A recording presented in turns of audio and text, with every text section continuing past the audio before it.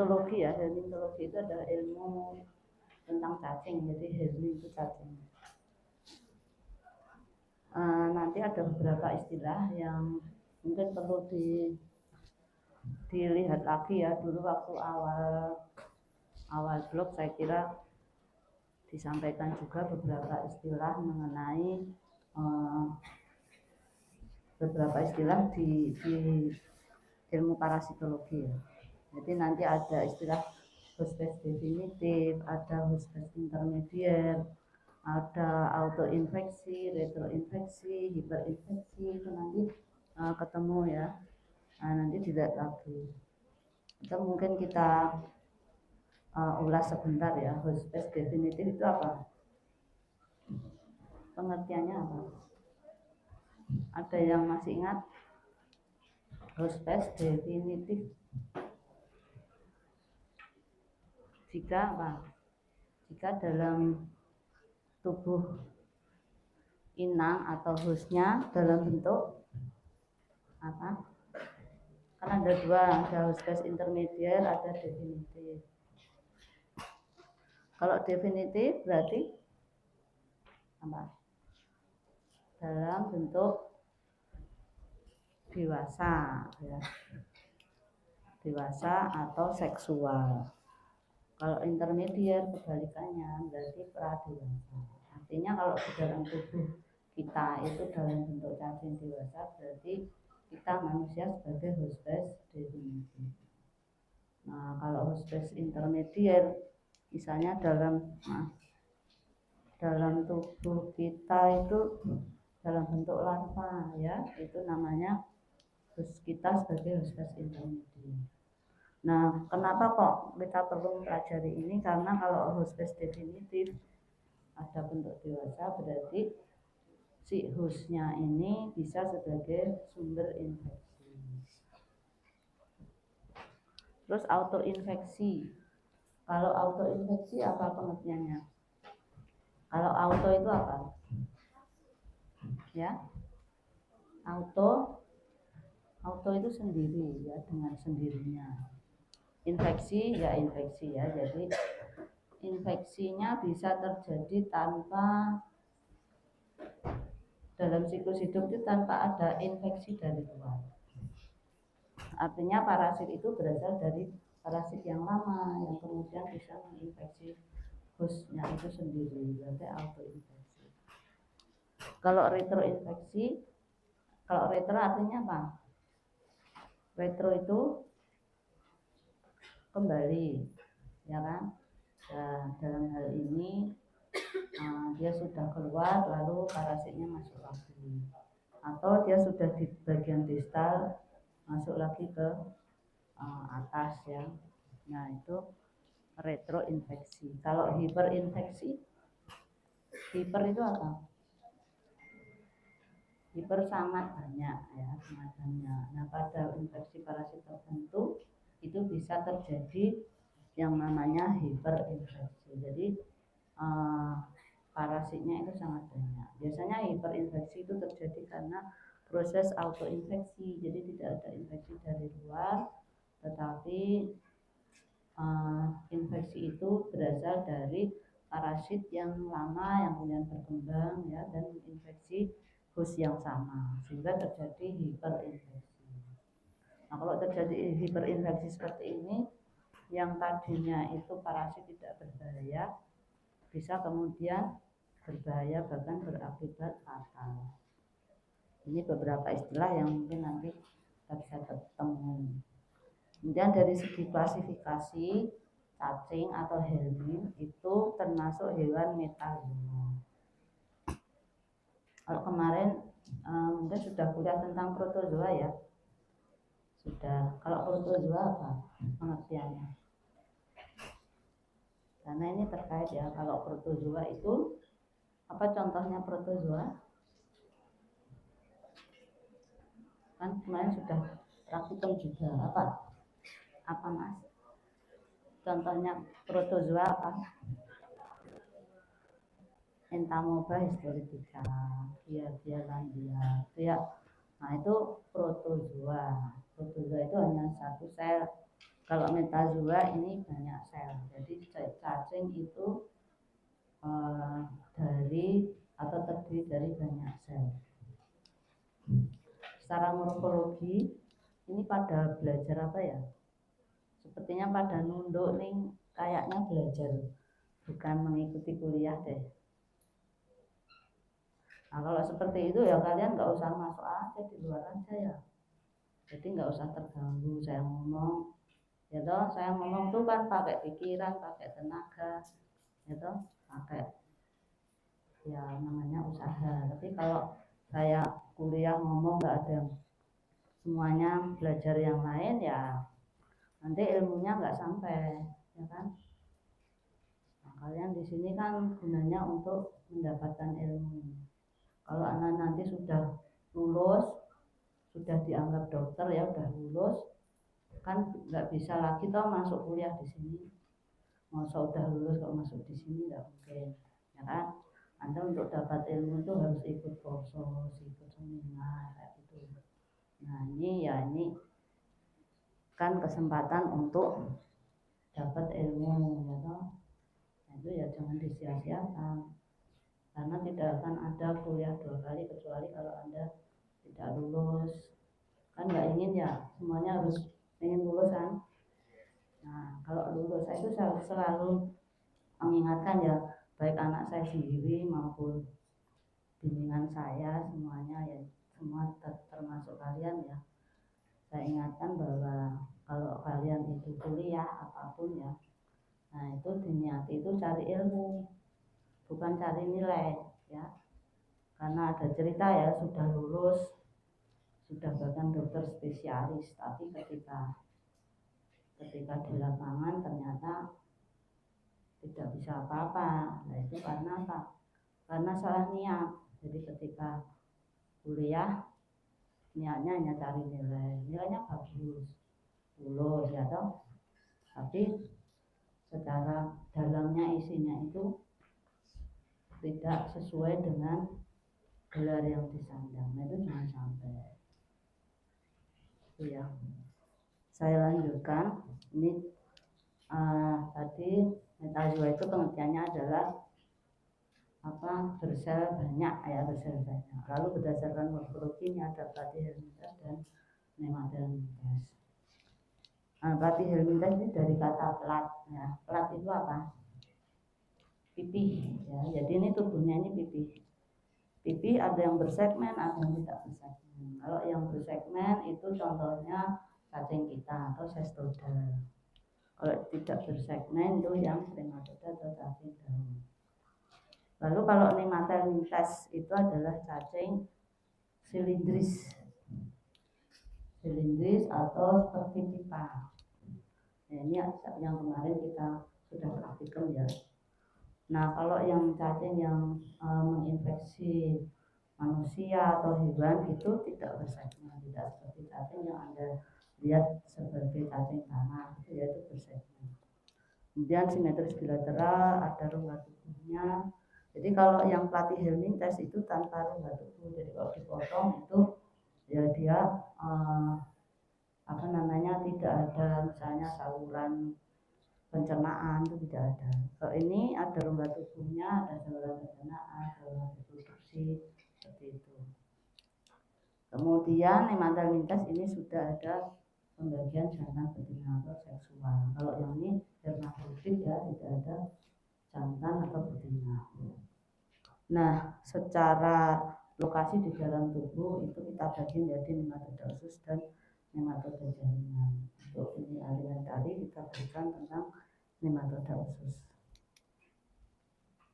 Jadi umumnya saya kira ini Anda sudah tahu ya, karena sudah praktikum, jadi bulat panjang, tidak bersegmen, simetris dan seterusnya. Ukurannya juga kalian sudah tahu, mulai dari milimeter sampai sentimeter.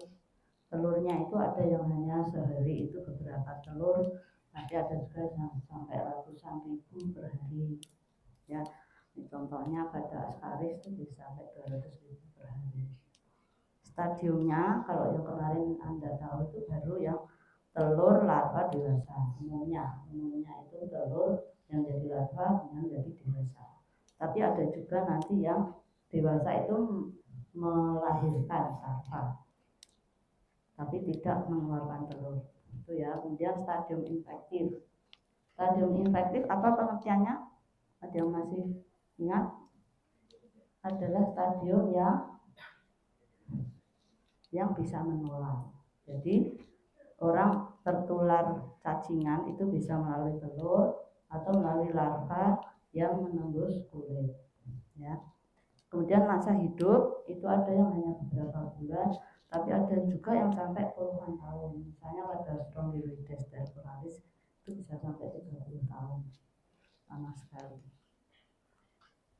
Nah, ini beberapa cacing yang kemarin sudah kita lihat, roundworm atau ascaris, hookworm, threadworm itu belum ya, nanti kita lihat aja. Kemudian wigworm atau trichuris kemarin sudah, pinworm ini sudah. Yang belum dipraktikum kemarin threadworm sama trichinella. Nah, ini saya kira tidak perlu saya ulang lagi, sudah ada di praktikum. Ini juga ya, ini cacing dewasa ascaris umbricoides atau cacing gelang yang betina, yang jantan. Jadi cirinya Anda sudah tahu kemarin. Ini juga ya, untuk yang normal decorticated. Ini yang matur itu dalamnya ada larvanya. Kemudian ini yang steril atau tidak dibuang. Nah, mungkin siklus hidupnya kan saya sampaikan lebih detail ya, karena kemarin kan belum sampai ke sana. Jadi ascaris itu penularannya melalui telur matur ya, telur matur itu telur yang berisi larva yang tertelan. Nah, setelah tertelan dia akan menetasnya di duodenum. Setelah menetas, larva ini menembus dinding duodenum dulu menuju aliran darah, kemudian ke jantung, ke paru-paru. Setelah itu naik ke atas, kemudian di paru-paru ini sekitar 5-7 hari. Kemudian ke atas ya, migrasi ke atas, kemudian tertelan atau dibasuhkan, atau mungkin ada beberapa yang masuk ke paru-paru. Nah, ini yang tertelan, kemudian baru menjadi cacing dewasa di usus halus, terutama di Yeyunum, Ileum gitu ya. Kemudian cacing ini akan mengeluarkan telur, di mana telur akan bersama feses keluar. Nah, ini ada yang steril, ada yang fertil. Nah, yang fertil ini akan berkembang dari 1 sel menjadi 2 sel dan seterusnya, akhirnya menjadi bentuk larva di dalam telur. Seperti ini siklusnya. Setelah Anda mengetahui siklusnya, Anda bisa berpikir lebih lanjut ya, bagaimana dia penularannya. Di sini sampingnya ada gambaran di mana kemungkinan perilaku seperti ini yang berisiko terkena cacingan. Nah, di tanah ini siklusnya bisa 16-20 hari. Dari telur sampai cacing dewasa itu butuh waktu sekitar 2 bulan. Jadi dari orang terinfeksi sampai menjadi cacing dewasa dan memakan telur itu butuh waktu 2 bulan. Tapi biasanya ketika ada di paru-paru ini sudah muncul gejala klinis. Nanti kita lihat di saat gejala klinis. Ini beberapa contoh situasi lingkungan ya, yang menjadi berisiko penyakit askariasis. Dan untuk patogenesisnya, kalau kita lihat tadi di siklus hidup, larva itu dia kan migrasi ke paru-paru ya. Nah, di sini ketika di paru-paru itu menyebabkan peradangan. Nah, gejala klinis peradangannya tergantung dari jumlah larva dan reaksi imun dari penderita. Kalau banyak itu bisa sampai terjadi pneumonitis. Meskipun ini hanya sementara, karena tadi larvanya kan hanya sementara, dia akan migrasi naik ke trakea gitu ya. Nah, tapi dia juga bisa menimbulkan gejala yang disebut dengan sindroma Loeffler. Sindroma Loeffler ini gejalanya hampir mirip dengan orang terkena asma, alergi yang di respirasi ya. Disnu, batuk kering atau produktif. Produktif itu artinya ada sekutunya. Kalau batuk kering tanpa sekutu. Kemudian ada demam, ada mengi, tahu ya mengi, suara mengi. Nah itu pada penderita asma. Kemudian ada eosinophil. Kalau dilihat di sputumnya, misalnya dia batuk yang produktif, di sputumnya bisa kita temukan adanya larva atau kristal sarcoidoiden dan eosinophil. Kristal sarcoidoiden itu kemarin kan praktikum belum ya. Itu dia bentuknya seperti piramida, dua piramida yang saling berbalik. Saya bisa gambar nggak di sini?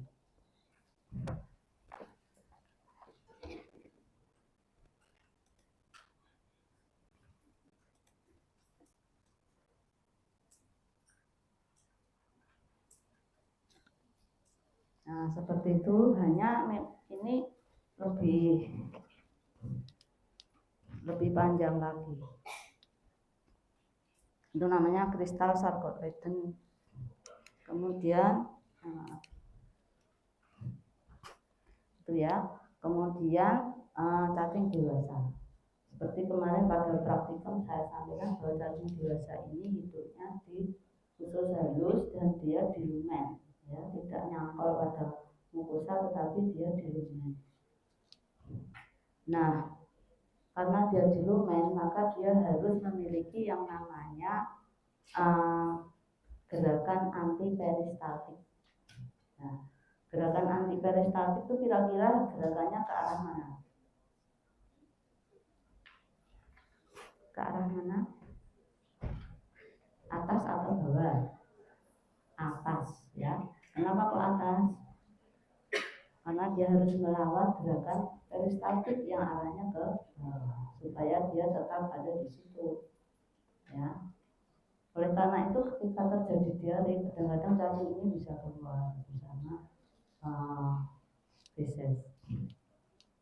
Nah, dia memiliki namanya gerakan antiperistaltik.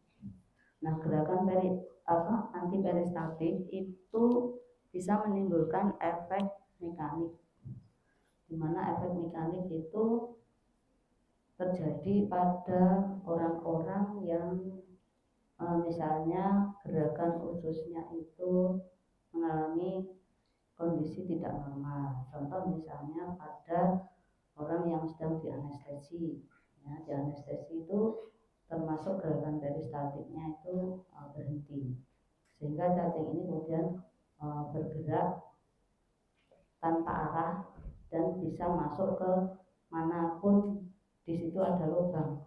Contoh misalnya di ductus pancreaticus atau mungkin di ductus biliferus atau mungkin masuk ke lambung kemudian dimuntahkan dan seterusnya. Ini namanya adalah akibat efek mekanik, efek gerakan. Karena itu meskipun cacing ini hanya sedikit, kalau orang itu akan dianestesi maka dia harus diobati dulu supaya tidak ada pengaruh mekanik ini. Ya, kemudian ini bisa serius kalau efek mekanik ini. Kalau yang berikutnya adalah efek investasi. Kalau efek investasi ini adalah efek keberadaan cacing di mana cacing ini menghisap sari-sari makanan. Ya. Cacing ini hanya di usus halus dia menghisap sari makanan yang seharusnya diserap. Nah, efek investasi ini biasanya berkorelasi dengan status gizi anak, ya, biasanya. Tapi bukan satu-satunya penyebab kekurangan gizi. Jadi biasanya dia bekerja sama dengan kondisi yang lain. Contoh misalnya pada anak yang inteknya itu sudah kurang atau ada infeksi yang lain yang menyebabkan status gizinya rendah. Nah, itu dia akan meningkatkan. Itu efek investasi terkait dengan defisiensi gizi. Ini contoh anak yang mengalami gangguan gizi akibat cacingan. Kalau ini yang saya tadi ceritakan efek mekanik ya. Sebentar. Kalau ini cerita mengenai ini, kenapa anak yang cacingan itu ada anoreksi. Jadi anoreksi terjadi karena cacing yang di dalam usus itu bergerak ya, ada gesekan mekanik, mengalami mengganggu mukosa sehingga terjadi perasaan tidak enak pada perut sehingga menyebabkan anoreksi. Anoreksi yang nanti anaknya akan jadi mengalami gangguan intake gizi ya, karena makannya terganggu. Kalau anemia itu berbeda dengan anemia pada hukum pada Ascaris ini. Anemianya ya karena prosesnya tadi kekurangan gizi itu. Nah, kemudian pada cacing dewasa itu dia juga menghasilkan zat yang bersifat toksik sehingga bisa menimbulkan demam, yang demamnya itu seperti demam tifoid. Demam tifoid sudah tahu belum? Ini di mikro saya kira sudah diberikan ciri-ciri demam tifoid hampir sama. Kemudian juga zat toksik dari cacing dewasa ini juga bisa menimbulkan gejala-gejala alergi pada anak-anak yang terinfeksi. Misalnya ada urtikaria, ada edema wajah, atau konjungtivitis. Jadi kalau ada anak-anak yang di situ kelihatan kurus, perutnya membesar, anoreksi ya, kemudian ada dia sering gatal-gatal, urtikaria, itu mungkin perlu dicek kecacingan. Nah, kalau cacingnya itu sangat banyak, itu dia bisa menyebabkan obstruksi usus atau mungkin bahkan terjadi perforasi usus ya. Nah, ini juga ternyata kasusnya masih banyak, terutama di daerah-daerah yang terpencil ya, daerah pedesaan. Kemudian kalau yang ini efek mekanik yang tadi saya ceritakan, dia gerakan ektopik ke organ-organ yang lain dan menyebabkan sumbatan atau peradangan. Misalnya bisa di saluran pankreas atau di lambung. Kalau di lambung yang bisa dimuntahkan seperti ini, atau mungkin di appendix ya, masuk di situ.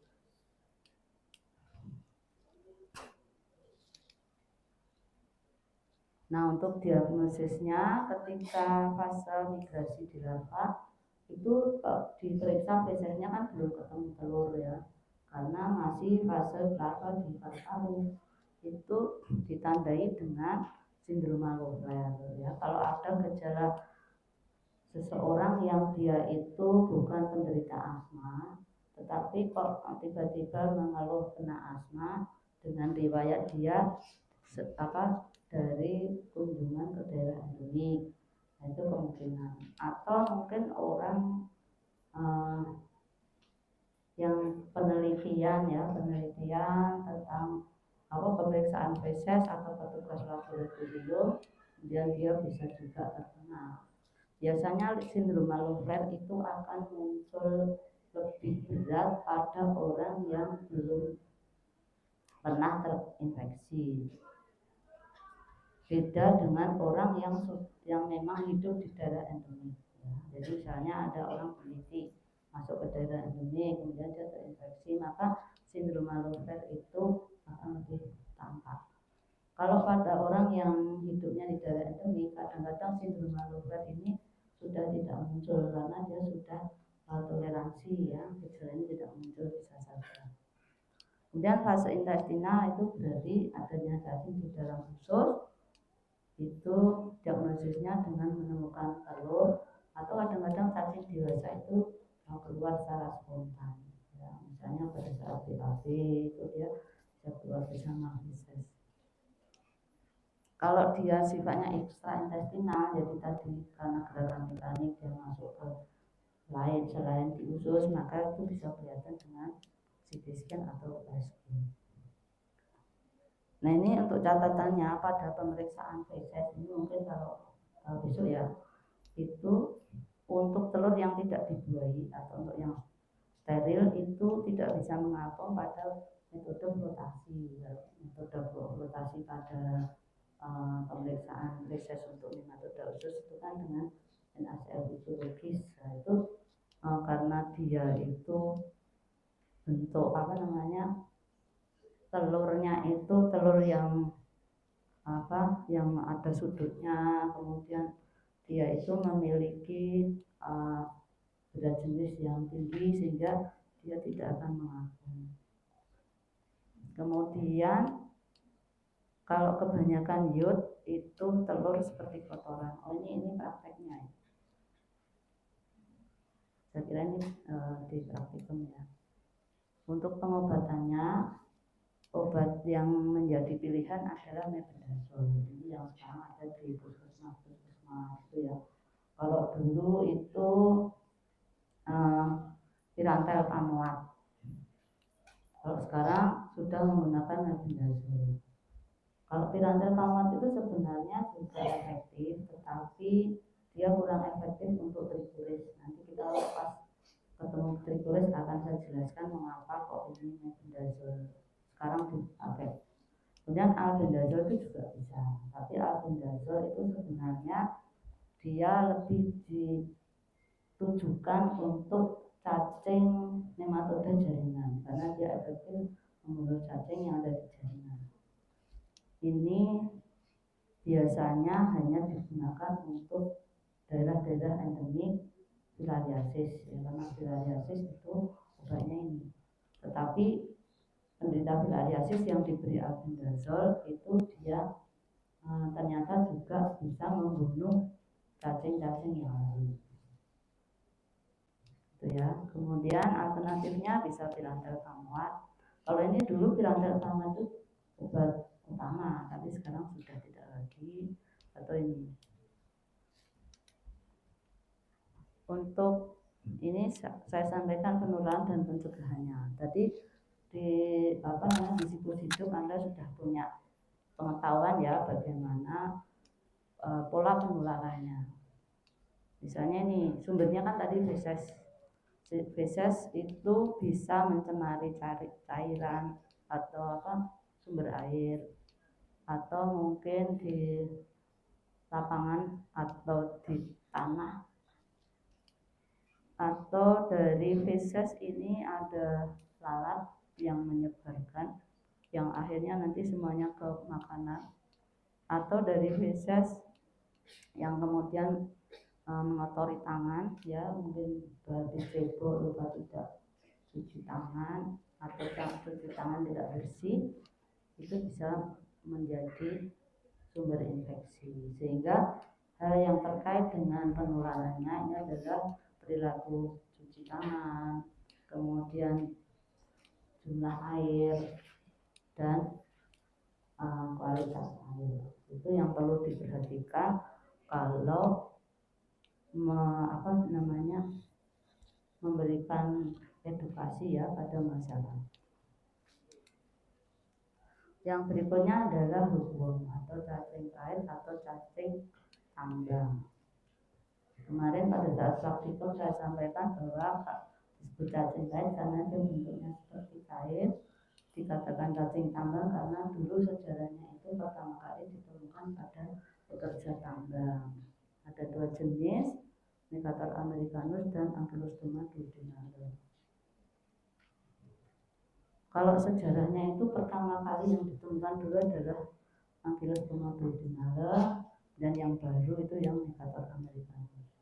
Nah kalau di Indonesia itu ada dua-duanya. Kalau kemarin saya penelitian di Kulon Progo itu saya temukan ini yang Necator americanus. Untuk morfologi saya kira tidak perlu saya ulas lagi ya, karena Anda sudah mengetahui dari praktikum. Sama Nah, untuk siklusnya saya sampaikan lebih detail ya. Di sini kalau tadi Ascaris itu kan penularannya melalui telur yang matur. Tapi kalau ini telurnya menetas di tanah. Ini semuanya tadi adalah soil transmitted herpes. Jadi penularannya melalui tanah. Jadi ini menetas menjadi bentuk larva yang pendek disebut dengan rhabditiform. Lalu menjadi larva stadium 3 yaitu filariform yang lebih langsing dan panjang. Bentuk filariform inilah yang bersifat infektif yang kemudian bisa menembus kulit yang intak. Jadi kulitnya itu kulit normal, sehat, tidak ada luka, dia bisa masuk. Ya, setelah masuk melalui aliran darah dia menuju jantung dan juga mampir di paru-paru seperti pada Ascaris. Setelah 5-7 hari di paru-paru dia akan naik ke atas, migrasi ke atas, kemudian tertelan lagi atau mungkin di sini dibentukkan. Tertelan dan menjadi cacing dewasa juga di usus halus. Itu ya. Ini bentuknya seperti ini. Kemarin sudah Anda pelajari di praktikum. Nah, patologinya ketika larva migrasi itu bisa menimbulkan reaksi alergi. Reaksi alergi ketika menembus kulit dia menyebabkan gatal yang disebut dengan grounded. Nah, ketika di paru-paru itu mirip seperti yang terjadi pada infeksi Ascaris, yaitu berupa kalau ini disebut dengan Wakana disease. Kalau tadi sindrom Malofler ya, tapi gejalanya hampir sama. Tapi lebih berat pada Ascaris ya, karena larvanya lebih besar, lebih kecil. Kemudian yang diakibatkan oleh cacing dewasa ini terutama karena adanya delayed blood loss. Kemarin pada saat praktikum Anda sudah tahu ya bahwa pada rongga mulut cacing ini dia dilengkapi dengan gigi ventral atau pemotong fitil, dan di situ juga dia menghasilkan zat antikoagulan karena dia gunanya untuk membantu si cacing ini agar dia menghisap darah manusia atau hostnya itu lancar gitu ya. Nah, gejala klinis yang terutama karena infeksi bubon itu adalah adanya delayed blood loss, jadi kehilangan darah setiap hari. Nah, delayed blood loss itu diakibatkan oleh ini. Yang pertama, laserasi mukosa usus. Jadi rongga mulut tadi itu kan attach di mukosa ya, kemudian dia menghisap darah dan dia memiliki sifat berpindah-pindah. Jadi ketika di sini dia belum kenyang ya, belum selesai, dia akan pindah sehingga di sini terjadi perdarahan. Kan tadi ada koagulan, ada luka. Nah, itu berpindah-pindah sehingga penderita itu akan lebih banyak mengalami pendarahan, sehingga gejala utamanya adalah anemia. Bahkan dulu pernah ada yang pasien itu sampai terjadi pembengkakan jantung ya, dilatasi jantung karena ini anemia yang lama, sehingga memicu kerja jantung yang berat dan terjadilah dilatasi jantung. Kemudian anemianya itu khas adanya icterik karena ada zat antikoagulan, ada toksinnya ya, dan menyebabkan selain hemoragi atau kehilangan darah secara whole blood, juga terjadi hemolisis karena adanya toksin. Nah, hemolisis ini menyebabkan bilirubinnya itu tidak terdetoksikasi dan masuk ke jaringan dan terjadilah anemia icterik.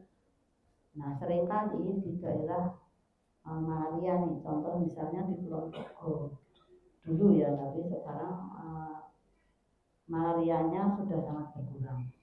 Jadi di daerah endemik malaria yang di situ itu juga ada cacing bubonnya, ini seringkali terbanyak masyarakat yang terkena anemia yang sifatnya icteric. Nah, anemia ictericnya harus kita lihat di sini apakah karena cacing atau kan karena malarianya, karena sama-sama ada hemolisis. Gitu. Kalau yang di Kulon Progo yang dulu ditemui itu ternyata memang dia dua-duanya, ya, dua-duanya ada cacingnya, ada juga malarianya. Kemudian ini ada luka pada mukosa usus yang tadi karena pindah-pindah itu ya. Nah, ini contoh mukosa usus yang ini yang merah-merah melengkungnya adalah cacingnya. Jadi dia itu berpindah-pindah dan ini contoh yang mengalami hemoragi. Patogenitasnya tergantung dari intensitas infeksi tentu ya, lebih banyak infeksi cacingnya atau lebih parah. Kemudian jenis cacingnya. Nah, Necator americanus itu lebih ringan dibandingkan dengan Ankylostoma duodenale jika dibandingkan. Kemudian lama infeksi. Kalau masih dini atau akut atau kronis itu beda. Kalau kronis biasanya muncul tadi itu anemia whole blood ya, kehilangan besi juga. Kalau yang akut itu biasanya berupa diare. Diarenya itu khas namanya diare melena. Ada yang tahu diare melena itu apa? Apa? Apa Mbak? Melena? Hah? Diare melena, diare yang warnanya apa? Hitam. Karena apa? Karena pendarahan di mana? Di usus atas ya, di usus atas termasuk di usus halus dan juga di lambung. Tapi kalau ini yang di usus halus ya. Nah, itu kalau akut, kalau kronis berarti anemia. Ini patogenitas Ankylostoma duodenale itu lebih besar daripada Necator karena giginya lebih besar, ukuran tubuhnya lebih besar, dan antibarannya lebih kuat, sifat migrasinya lebih sering, delegatosnya juga lebih banyak. Nah, ini Ankylostoma itu bisa sampai 0,2 ml per ekor per hari. Anda bisa bayangkan di dalam satu orang itu bisa ratusan, bisa ribuan cacing. Nah, ini kalau setiap hari seekor cacing aja segitu ya, jadi cukup banyak. Gejala klinis yang utama biasanya pada penderita hubung infeksi hubung adalah anemia yang sifatnya mikrositik hipokronik, menunjukkan ini adalah defisiensi besi. Mikrositik hipokronik itu berarti sel-selnya itu kecil dan dia lebih pucat. Kalau ringan asimptom, kalau berat ada anemia yang terkompensasi. Anemia terkompensasi itu tadi adanya pembesaran jantung. Nah, ini yang dikompensasi ya. Kalau terkompensasi itu belum terjadi dekompensasi jantung, tetapi biasanya gambaran di sumsum tulang itu akan lebih aktif. Ya. Kemudian sifat anemianya khas icteric, tadi sudah saya sampaikan ya, karena adanya toksin. Kemudian ini juga tergantung dari intake Fe dan cadangan Fe. Karena itu kalau Anda nanti bekerja di daerah endemik, di situ hanya ada endemik malaria, ada endemik cacing hubung, maka Anda harus perhatikan untuk golongan anak-anak atau ibu hamil atau remaja yang mereka menjadi rentan atau golongan yang berisiko terkena anemia defisiensi besi. Kemudian ada gangguan pencernaan. Yang tadi ya, kalau akut itu ada diare, tapi mungkin obstipasi atau flatulensi, nyeri abdomen. Kalau yang kronis, gangguan pencernaan kadang-kadang tidak muncul karena tadi sudah ada di daerah endemik ya, kronis di daerah endemik ada toleransi. Kemudian ada kemungkinan terjadi hipoproteinemia karena tadi mukosanya rusak. Kalau mucosanya rusak, maka penyerapan protein, zat-zat gizi yang lain juga akan terganggu. Manifestasinya bisa rambut kering, edema, ya, anaknya menjadi mengalami gangguan pertumbuhan. Ya, kalau nanti bicara tentang tumbang, ya, tumbuh kembang anak, itu nanti biasanya ada pembahasan mengenai infeksi hukum, karena ini bisa menyebabkan gangguan tumbang. Ini ground itch tadi saya sudah sampaikan, ya. Diagnosisnya secara klinis tadi terutama adalah anemianya.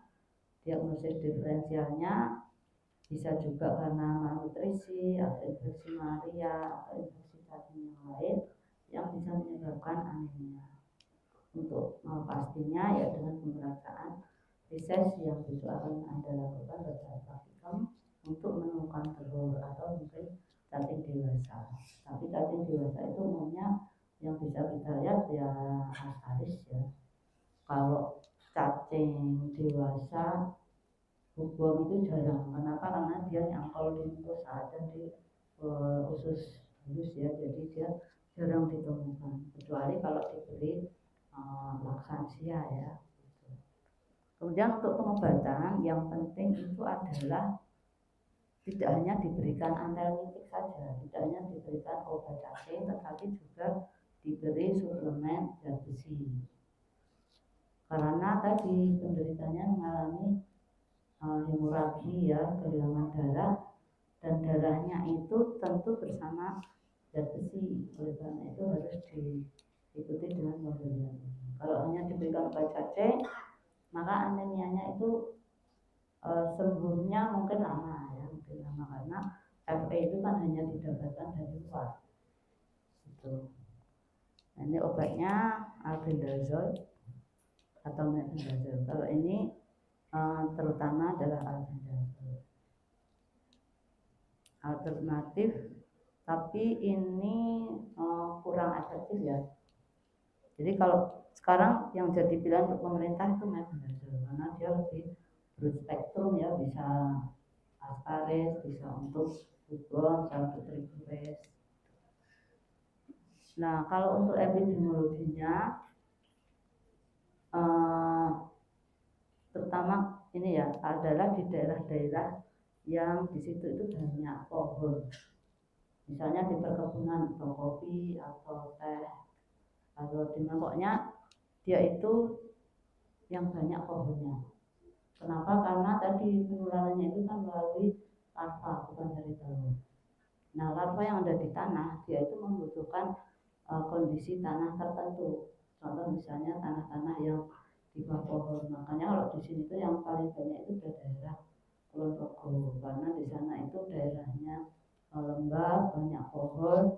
Ya, kalau orangnya, masyarakatnya itu BAB-nya tidak di WC, ya, dia di kebun atau di sungai atau di kolam, maka larva ini akan berkembang dengan baik dan menjadi ruang yang baik untuk penularan. Jadi seperti itu, ya. Ini bisa sampai 80 sampai 95%.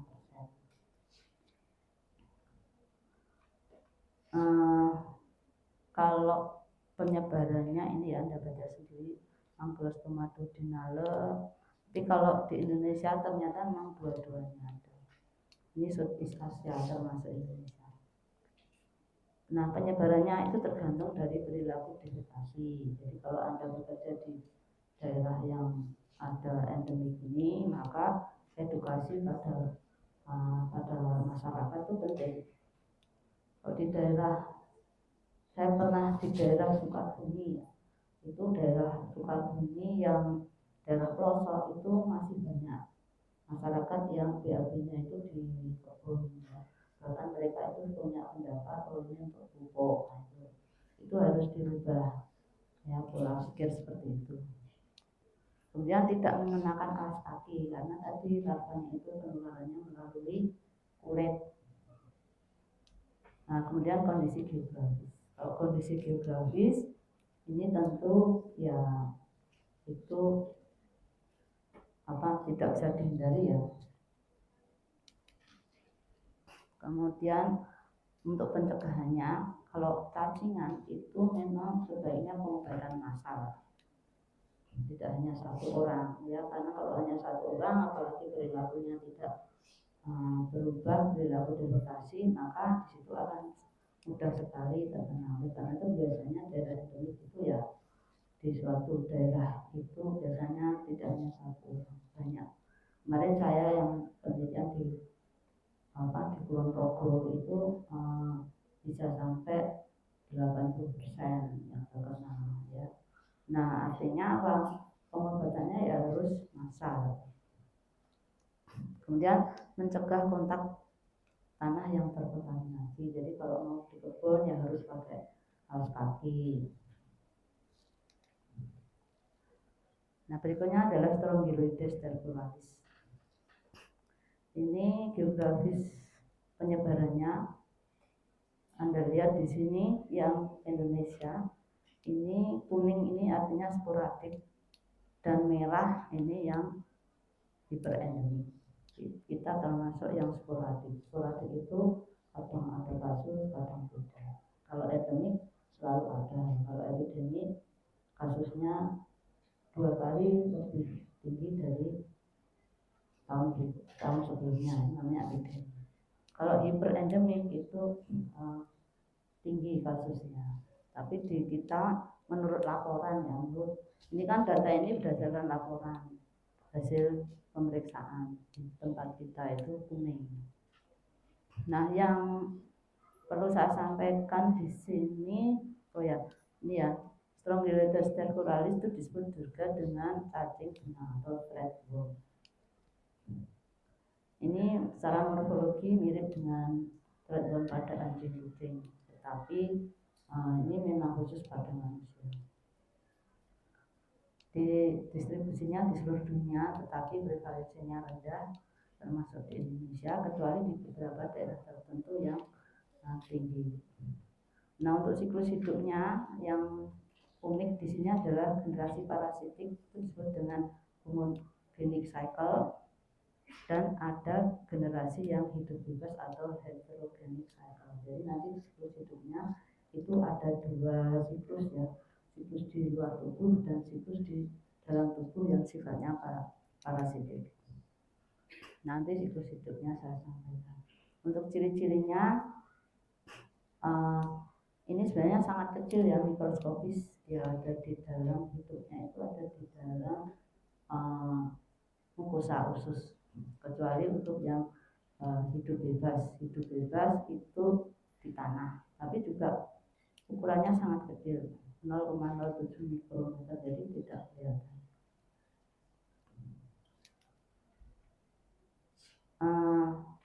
Nah ini kalau misalnya kita penelitian di suatu daerah atau mungkin di kalau Anda misalnya bekerja di suatu daerah, di situ ditemukan ada penderita hubung, maka Anda perlu bisa mengetahui apakah dia itu hubung atau Strongyloides stercularis, karena bentuk telurnya itu sama. Caranya gimana? Caranya dengan menetaskan dari telur entah menjadi larva rhabditiform, larva filariform. Nah yang kita lihat adalah larva filariform. Larva filariform pada Strongyloides stercularis itu ekornya itu bertakik. Bertakik itu seperti bercabang itu ya. Kalau ubuang itu hanya lurus saja. Itu yang menciri, yang paling mudah kita kenali. Nah ini siklus hidupnya. Siklus hidup yang di sini, ini yang di dalam, yang biru itu yang di dalam tubuh, yang sifatnya parasitik. Kalau yang merah itu yang free living atau hidup bebas di luar. Strongyloides itu kalau orang penularannya melalui larva yang menembus kulit, jadi sama dengan hubung penularannya. Setelah dia masuk, seperti juga pada hubung, masuk ke jantung, paru-paru, kemudian di usus halus. Bedanya di usus halus dia ada di mukosa, di dalam, yang masuk ke dalam mukosa, bukan di lumen. Kalau hookworm tadi kan dia hanya mulutnya saja yang attach di mukosa, tapi kalau ini dia hidup di dalam mukosa. Nah, yang ini sifatnya partenogenesis. Partenogenesis itu betina tidak perlu dikawini jantan, dia akan menghasilkan telur yang telurnya itu sifatnya fertil. Dan telur ini menetas juga di mukosa. Jadi tidak perlu keluar dari mukosa. Nah, yang larva yang keluar, yang menetas, itu yang kemudian bisa keluar dari mukosa usus, kemudian keluar bersama feses. Sehingga pada infeksi Strongyloides tuberculosis itu yang kita temukan dalam feses adalah bentuk larva, bukan telur, ya, bentuk larva. Nah, bentuk larva ini saya cerita dulu yang ini ya. Ini ada autoinfeksi. Nah, larva yang menetas di dalam mukosa itu bisa menjadi larva infektif dan menginfeksi kembali dan menjadi cacing dewasa di dalam usus itu sendiri. Artinya ini terjadi autoinfeksi tanpa ada infeksi baru, ya. Nah, oleh karena itu apa? Begitu kita mengetahui bahwa ini Strongyloides tuberculosis, maka harus segera diobati. Karena kalau tidak diobati ini bisa fatal, bisa berakibat hiperinfeksi. Nah, itu ya. Nah, tadi sekarang cerita yang merah. Yang merah itu ceritanya dari larva yang keluar bersama feses. Larva yang keluar bersama feses itu bisa menjadi cacing dewasa di alam. Free living, jadi cacing jantan dan betina, mereka kawin menghasilkan telur yang betina lalu menjadi larva infektif dan seterusnya. Ini bisa siklus seperti ini atau dia berlanjut menginfeksi manusia menjadi Strongyloides tuberculosis pada infeksi manusia. Itu ya, sudah jelas ya. Nah, ini patologinya. Mulai kita mulai dari nomor 1. Jadi ketika larva menginfeksi seperti pada hookworm, dia menghasilkan rasa gatal. Kemudian yang kedua ini, setelah masuk dia menyebar ke seluruh tubuh melalui sirkulasi darah. Setelah itu dia ke paru-paru ya. Nah, di paru-paru ini juga seperti pada hookworm atau ascaris, dia akan menyebabkan gangguan pernafasan. Akan terjadi pneumonia. Bedanya gini, kalau Strongyloides tuberculosis kalau ada autoinfeksi, maka pneumonia ini bisa berat dan mengakibatkan fatal ya, bisa seperti itu. Lalu yang keempat adalah telur yang tadi saya ceritakan bahwa telur itu dikeluarkan oleh cacing betina di dalam mukosa. Di sana itu ternyata telur atau larva yang menetas itu bisa menimbulkan peradangan ya, sehingga terjadilah diare pada penderita Strongyloides tuberculosis. Yang di sini tadi ada ada pneumonia, di sini menimbulkan diare. Kemudian ini ceritanya di sini, dan ini disisnya. Disisnya tadi ada pneumonitis ya, kemudian ada kerusakan mukosa, ada diare ya, tadi saya sudah sampaikan juga. Lalu ini autoinfeksi. Autoinfeksi yang tadi saya ceritakan itu dari larva yang kemudian menjadi cacing menjadi larva yang menginfeksi dan cacing itu tanpa keluar. Kalau ini ada yang keluar dulu, kemudian di daerah perianal dia penetrasi kulit seperti halnya kulit yang ini. Tetapi ini juga autoinfeksi, tetapi larva yang ada di daerah perianal namanya larva karen. larva karen. Larva karen itu juga merupakan gejala khas pada infeksi Staphylococcus aureus yang diakibatkan oleh larva filariform yang menembus kulit di bagian perikoma. Kok bisa seperti itu? Nah, ini biasanya karena pada orang-orang yang mungkin tidak menjaga higiene, ya, jadi setelah BAB mungkin tidak bersih atau memang tidak membersihkan, ya, karena ini biasanya terjadi pada orang-orang yang mengalami gangguan atau tidak mampu mengurus diri sendiri. Contoh misalnya pada orang yang di penjara atau mungkin pada penderita gangguan jiwa, itu seringkali terjadi. Nah, kalau autoinfeksi itu selain ini adalah larva karen, ya, ini linear skin lesion, ini di daerah perianal. Kemudian ada disseminated infection. Jadi disseminated infection itu yang terjadi karena autoinfeksi yang tadi saya ceritakan. Jadi bisa infeksi berulang karena reinfeksi. Kalau sudah disseminated infection, ini sudah akibat fatal, bisa terjadi kematian.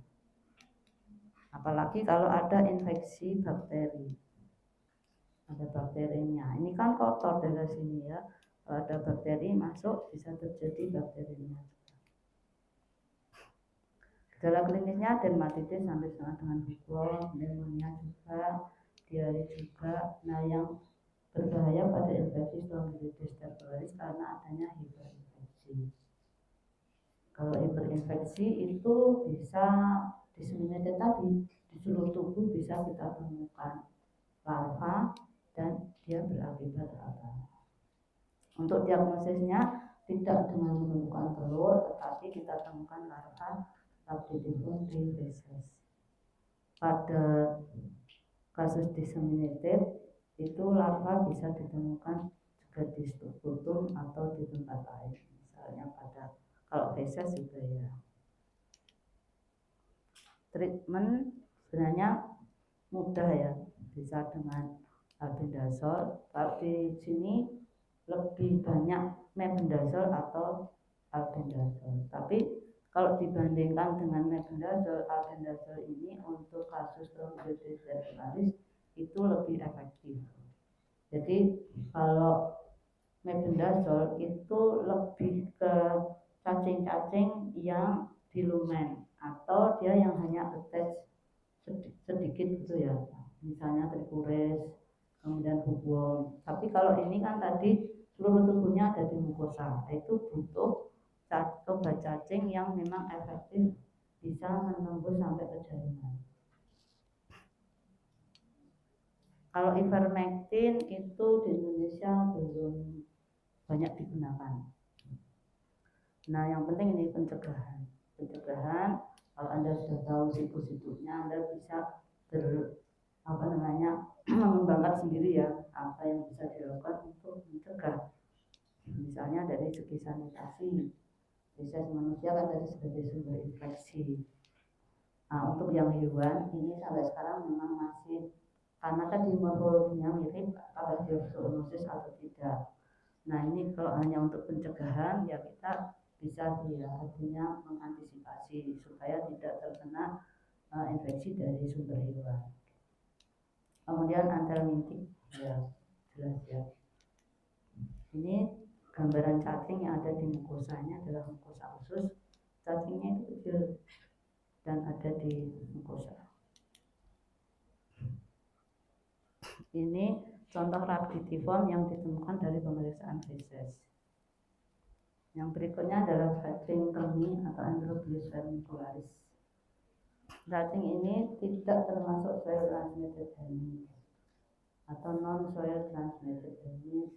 Kemarin Anda sudah tahu, ya, disebut juga dengan pinworm. Kemudian ini adalah cacing yang paling banyak menginfeksi manusia di seluruh dunia. Memang kebanyakan pada anak-anak, tapi juga bisa menginfeksi pada orang dewasa karena sangat mudah menular. habitatnya di usus besar, endocekum, kolon atau usus halus yang berdekatan. Kemudian terutama pada anak-anak sekolah atau prasekolah, tetapi bisa menular di keluarga. Jadi kalau salah satu anaknya terkena, kemudian dalam satu keluarga itu kemungkinan bisa terkena. Atau kalau dalam satu lingkungan, misalnya penitipan anak, itu jadi tempat-tempat yang kemudian bisa berisiko penularan. Ini morfologinya Anda sudah tahu ya, ini sudah praktikum, ini juga sudah adanya bentuk plano konveks ya. Nah ini apa? Di sini siklusnya sangat simple ya, artinya dia penularannya melalui telur yang infektif, yang ada larvanya tertelan, tidak mampir kemana-mana, langsung menetasnya di usus halus, tetapi menjadi cacing dewasa di usus besar. Nah uniknya di sini setelah si jantan dan betina kawin, maka si jantan ini akan mati, jadi dia hidup hanya untuk kawin ya. Setelah kawin mati. Nah yang betina setelah gravid atau sudah penuh dengan telur, dia akan keluar dari penghalang usus, ada di daerah perianal, dia meletakkan telur.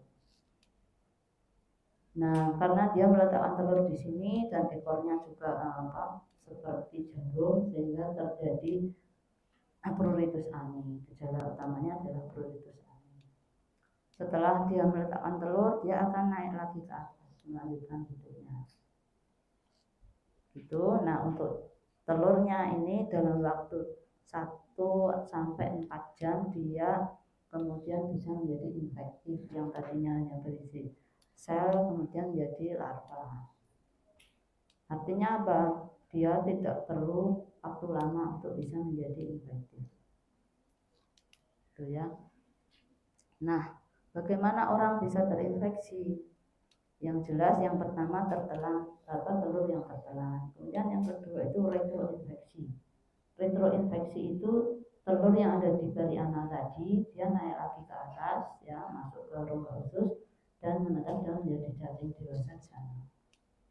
Bisa juga melalui inhalasi debu. Jadi telur yang ada di perianal tadi kemudian jatuh di misalnya di spray ya, kalau anaknya misalnya tidur tidak pakai celana itu telurnya bisa diseberangi. Telurnya kecil tidak kelihatan, lalu ibunya membersihkan ya, ditebai, tahu nggak kalau orang Jawa tahu ditebai. Nah itu dia berterbangan dan terhirup itu bisa juga dengan yang tertelan. Tentu yang tertelan ya, kalau ada sebagian masuk di paru-paru ya itu tidak akan terjadi infeksi, tetapi yang tertelan kemudian bisa terinfeksi. Kalau autoinfeksi berarti misalnya nih malam hari telurnya sudah infektif, kemudian anaknya ini garuk-garuk daerah perianal ya karena gatal, setelah itu dia menghisap tangannya. Nah, terjadilah autoinfeksi. Nah, kalau ini tidak terkait dengan infeksi ya, tetapi seringkali terjadi pada saat migrasi, pada saat si telur itu masuk ke atas atau cacing, yang seringkali itu cacing betina yang tadinya habis meletakkan telur, dia itu maunya masuk lagi ke usus, tetapi salah jalan, terutama yang wanita itu dia masuknya ke vagina dan menimbulkan vaginitis gitu. Dan ini juga sering terjadi ya. Dulu pernah ada yang mengeluh vaginitis, kemudian memeriksakan sampel urinnya, setelah diperiksa ternyata ada cacing kreminya, ada banyak telurnya juga. Nah gitu ya. Gejala klinisnya kalau sedikit tentu asimptom, tapi yang paling sering adalah gatal di sekitar anus, terutama dirasakan pada malam hari. Nah, kalau malam hari terus suruh jengking itu ya, itu ada putih-putih yang bergerak, itu adalah cacingnya. Nah ini invasi ke traktus urogenital bisa menyebabkan kemudian ada anoreksi, iritabilitas itu anaknya menjadi cengeng karena ada rasa gatal, tidurnya terganggu kurang, jadi anaknya menjadi cengeng dan anoreksi. Kadang nyeri abdomen kalau ada infeksi yang berat. Ini contoh di daerah perianal ini banyak cacingnya. Ini untuk mengambilnya itu dengan namanya Scotch tape atau anal swab. Kalau Scotch tape itu prinsipnya adalah menangkap telur dengan tape. Tape itu apa namanya? Kayak selotip itu ya, selotip. Nah, itu kemudian ditempelkan di daerah perianal, kemudian dilekatkan pada objek gelas dan dilihat dengan mikroskop. Diberi tombol dulu, ya dilihat dengan mikroskop, bisa kita lihat telurnya. Kalau dapat cacingnya, nggak apa-apa, ditaruh aja di objek gelas, terus di namanya apa? Terus dipencet dengan objek gas yang lain, itu juga bisa kita lihat cacing yang seperti tadi morfologinya. Nah itu ini obat-obatnya. Nah kalau ini obatnya bisa pirantel pamat bisa, kalau mebendazole jelas bisa ya, dia sifatnya kan broad spectrum, atau piperacin ini lebih ringan. Nah ini caranya kalau menggunakan Scotch tape, jadi bagian yang melekat bagian ditaruh di bagian luar terus ditempel-tempel. Tapi ini harus dilakukan pagi hari atau malam hari, pokoknya sebelum cebok. Kalau sudah cebok ya kita tidak temukan. Pencegahannya ganti dan cuci pakaian dalam setiap hari. Sering mengganti pakaian dalam, membuka jendela. Jadi gini, telur cacing ini dia akan mati kalau terkena sinar matahari. Jadi kalau kamarnya itu gelap, tidak ada jendela atau sinar matahari yang masuk, maka telur ini akan lebih lama hidup. Tapi kalau kena sinar matahari, telur cacingnya kan segera mati. Makanya sebenarnya yang bagus itu setiap kamar itu ada jendelanya, ada ventilasinya ya, sehingga sirkulasi kamarnya bagus. Ini sensitif terhadap sinar matahari dan menjaga personal hygiene. Yang terakhir ini kayaknya, enggak masih. Nah ini Trichuris trichiura atau cacing cambuk atau whipworm. Ini juga di usus besar ya, second atau kurang. Hidupnya bisa dari 3 tahun sampai 8 tahun tergantung dari kondisi di mana dia hidup. Ini morfologinya saya kira tidak perlu saya ulang lagi. Ini juga. Nah kalau ini juga cell transmitted helminth ya. Bedanya kalau ini tidak mampir ke paru-paru. Jadi penularannya melalui telur yang infektif tertelan menetas di usus halus dan besar atau dewasa di usus besar. Ini dan ada jantan betina yang harus kawin untuk bisa menghasilkan telur. Sebentar. Ini ya, ini di usus besar, bisa di septum, kolon, tapi kalau infeksinya berat bisa sampai ke rektum. Nah, kalau infeksinya ringan asimptom, bisa menyebabkan diare, nyeri perut, kemudian anoreksi, sakit kepala, dan berat badan. Nah, ini yang paling berat adalah prolapsus rekti. Jadi kalau infeksinya berat, tadi saya sampaikan bisa sampai ke rektum. Nah, kalau sampai ke rektum itu bisa menyebabkan prolapsus rekti. Anda masih ingat fungsi rektum? Nanti ini ada kaitannya dengan mengapa terjadi prolapsus rekti. Di rektum ada apa saja?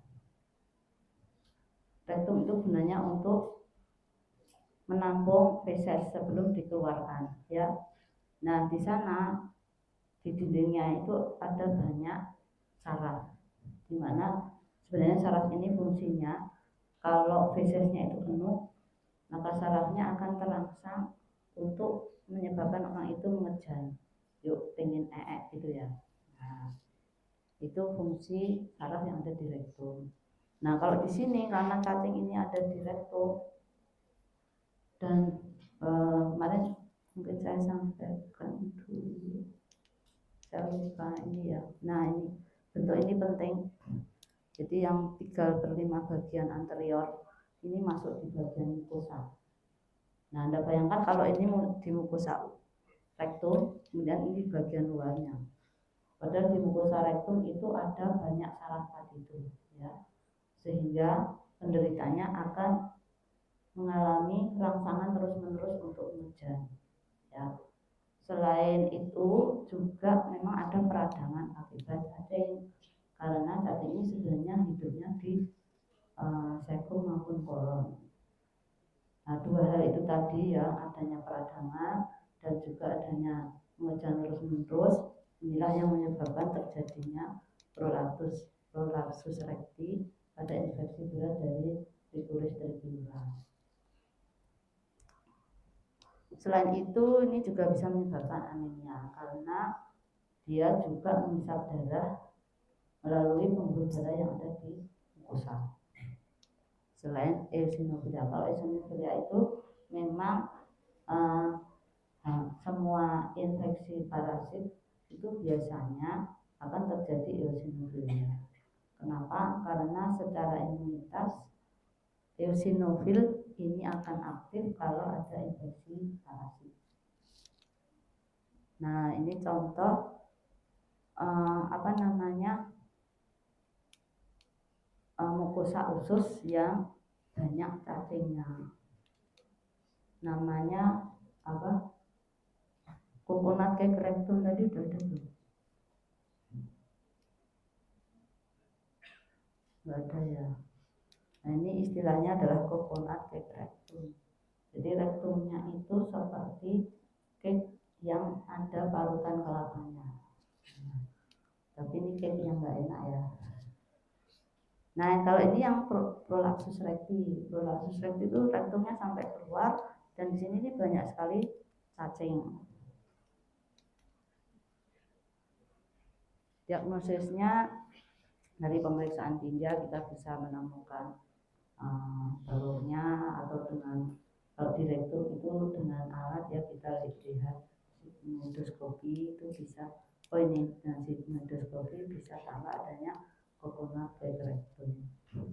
Untuk pengobatannya terutama methylbendazole, bisa juga thiabendazole atau obat-obat lain helmintic yang bisa efektif membunuh cacing di bagian jaringan.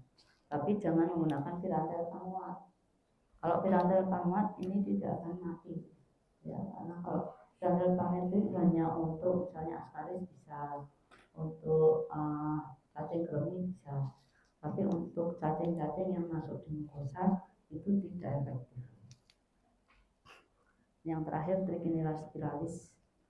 Trichinella spiralis itu menyebabkan penyakit disebut dengan trichinosis atau trichinilosis biasa. Ini di seluruh dunia. Kemudian selain manusia itu juga ada di hewan-hewan, hewan-hewan karnivora maupun omnivora. Ini Trichinella spiralis ini kecil ya, meskipun di gambarannya kelihatannya besar, tapi itu sangat kecil, hanya 3-4 mm. Nah, kalau ini dia hanya hidup di dalam tubuh, tidak ada siklus di luar. Yang Anda lihat, orang terinfeksi dari makan daging yang mengandung larva, di mana larvanya akan menetas menjadi cacing dewasa. Setelah cacing dewasa kawin, cacing betina akan mengeluarkan larva, di mana larva ini akan melalui sirkulasi darah menuju ke ekstraintestinal. Jadi di dalam tubuh manusia hanya berhenti di sini. Nah, ini bahayanya apa? Kalau dia sebenarnya ini preferensinya adalah kalau larva itu di otot serang lintang. Nah, ada kasus kematian terjadi karena otot selang lintang yang ada larvanya itu di diafragma. Karena diafragma kan fungsinya untuk menggerakkan paru-paru ya, otot di paru-paru, sehingga eh, bukan paru-paru tapi dia mengempiskan itu ya. Nah, kalau di situ ada larvanya banyak, maka fatal, tidak bisa mengembis. Kalau dia hanya di otot selang lintang, misalnya di kaki, di paha, dan sebagainya, tidak terlalu berbahaya, paling menyebabkan myositis ya. Yang bahaya kalau sampai di otot selang lintang yang vital. Nah, ini jadi beda, saya sendirikan karena ini beda dengan yang tadi nematoda usus yang lain. Kalau yang sini ini adalah siklus yang ada pada hewan. Beda silvatik itu pada hewan liar. Kalau ini yang domestik, yang sering kali orang terkena itu dari makan daging babi, bukan sapi ya kalau ini babi, atau hewan liar kalau dikutuk. Kalau di sini ya kita enggak. Ini kalau di Indonesia kita lihat di sini, di Indonesia juga banyak, terutama di daerah, kalau Sumatera itu daerah Medan, di Bali, di Irian Jaya juga ada. Jadi ini kemarin ada survei di seluruh Indonesia ya, itu salah satunya di daerah Medan. Soalnya orang-orang yang masyarakatnya itu terbiasa atau makan daging babi itu suatu hal yang biasa, itu akan banyak. Nah, ini adalah daging babi atau lingkungan babi yang kemudian menjadi berisiko. Babi yang baik yang bisa dikonsumsi dan tidak menjadi sumber infeksi saat ini adalah yang hidupnya di peternakannya bersih ya, dipastikan si babi ini tidak makan misalnya tikus ya, karena tikus bisa menjadi sumber infeksi bagi babi. Nah, kalau seperti ini jelas risiko. Patogenesis dan gejala klinisnya. Gejala klinisnya tergantung dari berat ringannya infeksi, disebabkan oleh cacing dewasa dan juga oleh larva. Cacing dewasa tadi di usus, kalau larva itu ada di ekstraintestinal. Kalau cacing dewasa itu saat invasi ke mukosa menimbulkan gejala-gejala gangguan perut. Kalau larva tergantung dari otot mana yang tadi itu yang saya sampaikan. Kalau di otot selang lintang misalnya di kaki ya, dia akan menyebabkan nyeri otot. Kalau dia di ini gejala yang awal ya, myalgia, myositis itu awal, demam juga awal. Kalau misalnya sudah lama, sudah terjadi pengapuran, jadi larva di dalam otot itu nanti lama-kelamaan akan diliputi oleh kapsula dari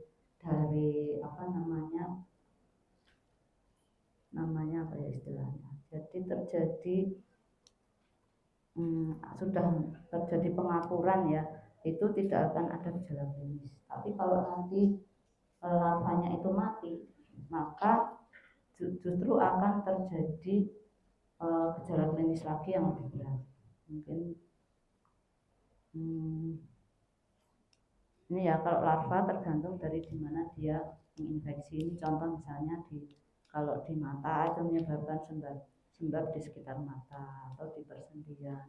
Kalau di pernapasan dan seterusnya, tergantung dari dimana larva itu berada.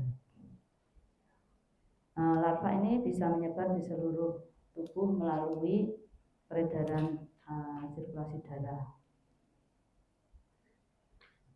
Bisa yang bisa menyebabkan fatal itu kalau tadi di otot-otot ini, ternyata bisa di otot jantung juga, kelainan jantung. Kalau di saraf itu berarti karena dia mengikuti aliran darah tadi ya.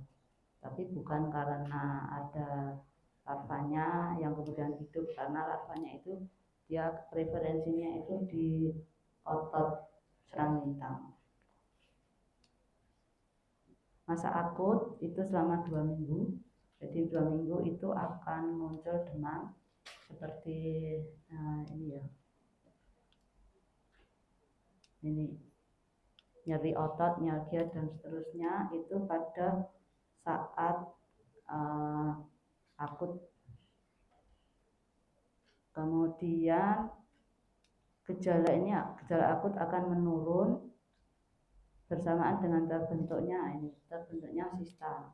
Jadi yang sudah ada kapsulanya itu disebut dengan sista dalam otot, itu justru nanti tidak akan ada gejala lagi. Nah, ini kasus fatal pernah terjadi pada infeksi yang sangat berat dalam waktu 1 bulan sampai 2 bulan karena adanya kelainan paru-paru, otak atau jantung.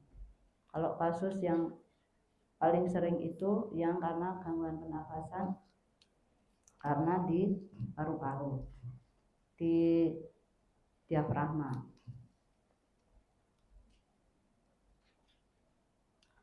Nah, untuk diagnosisnya itu yang perlu dilihat adalah gejala klinis, kemudian riwayat dia mengkonsumsi daging babi, kemudian adanya eosinofilia. Nah, untuk konfirmasinya, untuk memastikan itu dengan uji diagnostik, tes kulit atau deteksi antibodi melalui serologis atau biopsi otot, tapi ini jarang ya biopsi otot. Nah, kalau misalnya dari biopsi otot itu kita temukan itu dengan ini contoh hasilnya seperti ini. Nah, ini yang ada di otot. Nanti bisa terlihat dengan pemeriksaan mikroskopis, ini sangat mudah dilihat.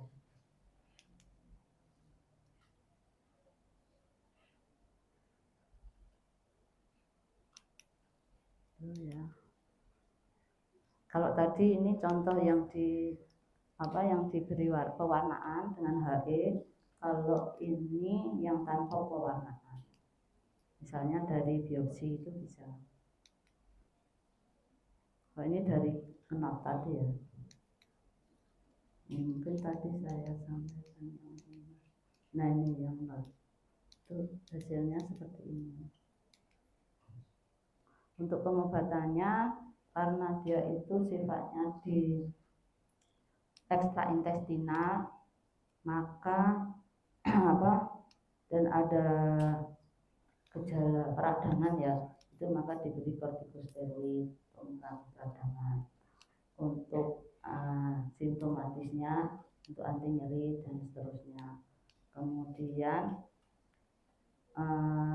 antelmintik pilihannya bisa mebendazole atau albendazole.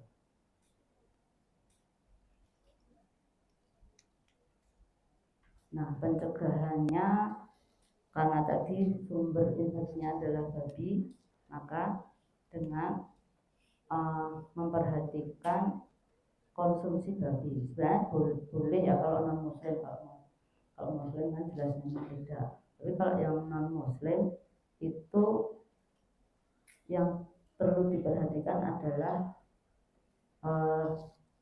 ketika memelihara itu harus di kandang yang bersih itu ya. Kemudian kalau masak ini mungkin, nah ini kalau makan daging babi itu harus yang sudah masak. Yang sering kali itu misalnya kalau dibakar ya, atau babi guling ya, kalau di Bali itu sering kali orang makan babi guling. Babi guling itu bagian luarnya mungkin sudah matang, tapi bagian dalamnya itu tidak matang, sehingga si larva itu bisa masih tetap hidup. Nah, ini yang kemudian menyebabkan banyak penderita trichinosis ini pada orang-orang yang suka makan daging babi yang setengah matang. Atau ini daging yang diasin atau diasap itu ternyata larva tidak mati, jadi harus hati-hati.